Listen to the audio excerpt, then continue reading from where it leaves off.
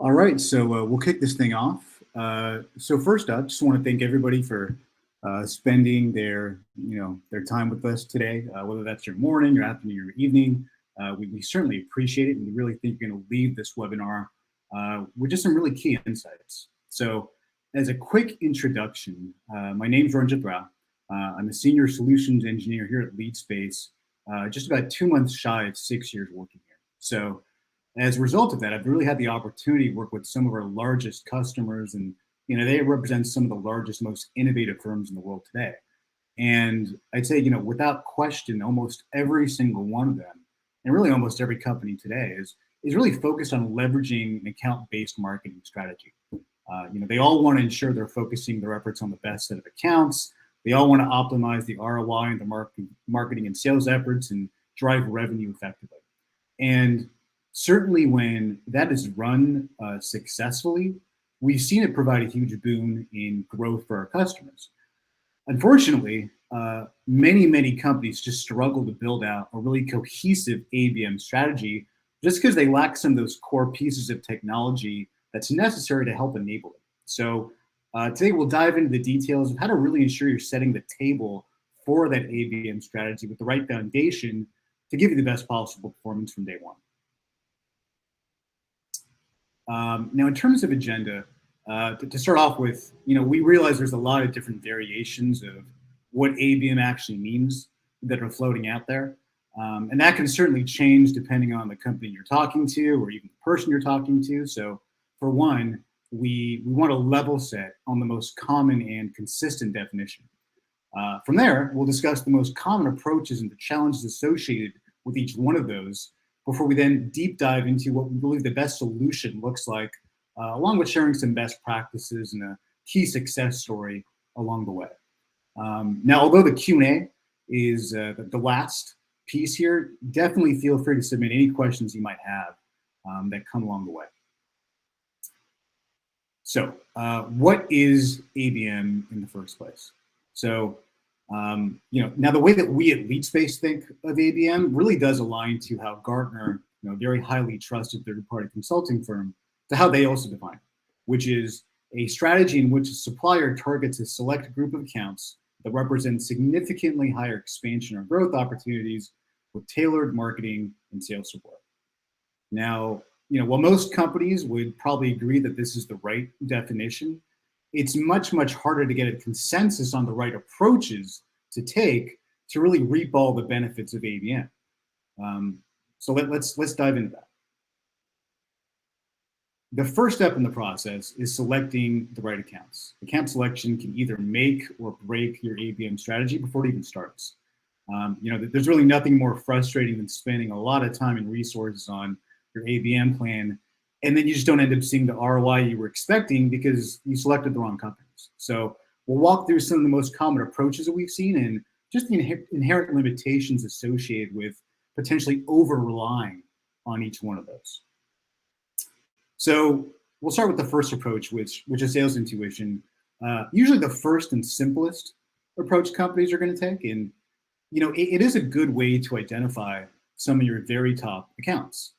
Sales reps typically have relationships and they have a Rolodex that they can hopefully leverage to penetrate into those companies. And, even if they don't have those relationships in their patch, they are certainly going to have very valid and, as we know, very strong opinions on some of the best companies they should be going after. And that applies, frankly, whether or not they just ran a simple Google query, like we can see here. Now, if you're selling into a large enterprise software organization, no one's going to argue against targeting like Amazon Web Services or Apple or Microsoft, etc. But those accounts do have, they may have certain intangible features that actually make them really difficult to sell into, and hence the wrong kind of company to target, right? Maybe their buying cycles and their procurement processes are really atypical, or they might prefer to build your solutions and products in-house. So, while that kind of method might be a good starting point, you don't want to base your entire account selection strategy on this. You also end up taking a really limited approach because you're not taking into consideration the most critical factor, which is data, right? This does not utilize any insights about your current customer base. the ones that spend the most money, that buy certain products and solutions. That's information that can really help you more intelligently build your ABM list and focus on the right account profiles. So without considering that important detail, you're effectively shooting in the dark. The second approach is firmographics. And now we're really talking about companies that actually are leveraging data. And the most typical type of data they base their account selection off of is at the company level. So a lot of companies have some kind of understanding of the revenue, size, geographic parameters, et cetera, that make up their ideal customer. And it is a good way to systematically target different segments like SMB, mid-market enterprise, or North America, APAC, EMEA, et cetera. So it's a step in the right direction. With that said, we all know it can just be really hard to trust the actual data, right? How many times do you have to ask yourself, well, when was this account record in our database actually last updated? Or who updated it, right? Was that manually edited by someone, or did that come from a third-party data source? And in that case, which one of our third-party data sources? Is that a source that we actually trust? So, not only is it difficult to base the strategy on data that probably has some gaps and challenges with regards to accuracy, but if you're overweighting on the strategy, you might end up imposing some very arbitrary boundaries on your own ABM accounts. So, as an example, let's say your enterprise segment is 500 million revenue and up. Well, what about a 499 million revenue firm that has all the critical and tangible features of your ideal customer? You wouldn't want to disqualify this account just because it doesn't meet your strict segment criteria, right? Ultimately, you never want to artificially limit your ability to target the very best accounts.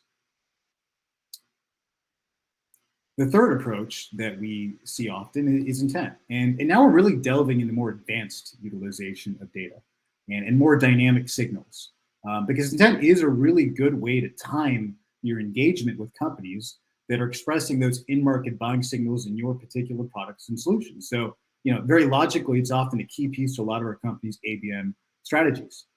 But it is very easy to over-index on intent and just end up with a lot more noise than results, right? The company that shows the most interest is not always going to be your ideal customer, right? You might sell to enterprise companies primarily, so the SMBs that are constantly surging on intent, those aren't a valuable use of your time. And in that case, you now have sales reps potentially chasing bad accounts and deals, or you're spending a lot of money on ads that are targeting companies that just aren't even the right fit. Intent tends to work best in conjunction with the accounts that you already know are the best fit for you, right? The ones that look like your best customers who've bought specific products, have led to your biggest deals, have generated the most lifetime value, etc. So, now that we've shared some of those, very common approaches that we see to selecting accounts, along with, the pros and limitations of each one of them, we know we need to go beyond relying on just subjective insights from sales and static firmographic data, potentially noisy intent data. But what's the best way to do this? Well, it really starts by taking a much more data-driven, predictive approach and analyzing the information you already have on your current customers. Right? What are the qualities and characteristics that distinguish the accounts most likely to convert and the ones that are going to spend the most money? Ultimately, when you analyze your own business, you're going to quickly realize that your opportunity conversion funnel usually follows the 80-20 rule, where about 20% of your prospect accounts lead to 80% of your wins and revenue. So it's absolutely critical to be able to determine who your A and B accounts are starting day one, so you're not wasting a lot of time and dollars chasing the wrong companies. And to really nail down the strategy here, you've got to be able to ensure your models are leveraging AI and machine learning and utilizing thousands of different signals to uncover the accounts that actually look like your best customers. Furthermore, those models, they've got to be able to be tailored to very specific use cases like landing bigger deals, cross-selling and upselling across specific parts of your portfolio, better lifetime value, etc.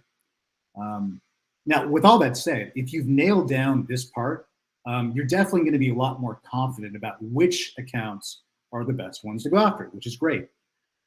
Equally important, though, is being able to pinpoint where they actually are. And that leads us to our next solution, which is establishing where those buying centers are, right? We all know how complex it can be to navigate the underlying hierarchies of large, really large enterprises, trying to penetrate into an account like Amazon or Disney with all their different various layers of subsidiary and parent to child account relationships. They have offices that are distributed across different geos. That all poses a really complex challenge. So in order for your ABM efforts to actually succeed here, you're going to need a data asset that can provide true visibility into identifying both where the key buying centers are located and how they're interconnected with one another, plus where the true decision makers and buying committees actually exist. And that brings us to the next step in the ABM process, which is identifying the buying committee. Once you've established the right framework for identifying your best accounts and where they actually are, you've got to be able to ensure you're going after the right people in those accounts, right? You do not want to find yourself in the position of having spent lots of resources generating a great AB account list, but then you end up targeting the wrong people. So let's start with the first approach that we typically see, and that's targeting by title. And it's really no surprise why. Titles are typically one of the most readily available pieces of B2B demographic data available. And it's for that reason, it's a good way to start building out your initial audience. Now, with that said, titles will not give you the full scope behind a person though. You're not going to know their job level, the department they work in, their roles and responsibilities. And also, titles can be really fuzzy. Right? It's going to be difficult to come up with all the various different permutations of different buyers when it comes to titles like a generic one like software engineer, right? That title alone will not tell you whether they're front-end UX focused engineer or a back-end Python engineer or a cloud DevOps engineer. Furthermore, there's just a lot of nuances associated with how companies pick titles for their own employees, right? What one firm calls a business analyst, another might call a data analyst, and so on and so forth. So you end up not being as precise in your approach when you're just focusing on that generic title. Now, in turn, companies also find that they've artificially constrained their audience a lot of times just because they were limited to targeting very specific titles. Or in fact, there existed key buyers of titles that may not have met their strict criteria, but they had other really critical pieces like certain job functions that are ideal, that actually made them the right buyer. So to sum up, good start, but it's really important to drill deeper in the entire persona behind the individual. Otherwise, you might find yourself spending a lot of time and money generating that ABM account list, and you got nothing to show for it because you've been targeting the wrong folks. Second most common approach we see, which is relationships, right? We discussed earlier how sales reps have those relationships that can help you as you begin to identify your top accounts. Well, that same concept applies to the investments they've made in relationships with key buyers at those accounts, right? It's a quick way to start filling out that buying committee. The problem is relying solely on your sales team's relationships is just much, much riskier today, right? It's going to be impossible for your sales team to know all the key decision makers and influencers within your target accounts. Plus those relationships can really only go so far. With folks now moving to new companies at ever increasing speeds, we just had the great resignation that just happened. Your sales team is going to be lucky if they even know 10% of the key buying committee as a result. So that dynamic nature of today's employment market just makes it much tougher to rely on a simple Rolodex that can quickly turn stale. So, again, we've got to be able to turn into more data-driven and analytical approaches, as well as take advantage of all the rich information that's hidden about our best customers. So let's jump to the first solution that we recommend to solve that problem. With personas now, instead of just relying on a potentially fuzzy or generic signal like a job title, personas really enable you to identify and target your key buyers using a much, much wider breadth of insights, such as not just title, but also level, the department, the job functions, technologies they have expertise using. Additionally, applying things like exclusion logic and adding weights to individual signals, that really enables you to both prioritize the right buyers and also ensure you're reaching out to them with the right message that's actually tailored to them. Right? In this example, we can see how customizable an IT security persona can really be, down to weighting not just those specific titles and levels, but even things like product and technology expertise based off publicly available resume data, open and social web data, et cetera. And we've seen customers who add this level of personalization to their process, they're able to double their conversion rates on the ABM plays they're running whether that's across ads and their various different marketing and sales campaigns. The second piece of the solution here is active profile management. Filling out those buying committees is a great step, but that's not a one and done job, right? You've got to be able to ensure that those new personas that you just added across your target accounts actually retain their value by ensuring they're kept fresh and up to date. And that calls for an active profile management solution. That's not going to only ensure that you're keeping up with things like M&A activity across your target accounts, but also key activities like promotions and job movements. Right? Those are things that can occur really quickly and then can potentially make your buying committee stale and no longer relevant. Gartner reports that B2B data decays at a rate of 70% per year. And our own benchmarks show that moved individuals actually convert 2 to 3 times faster than your average leader contact.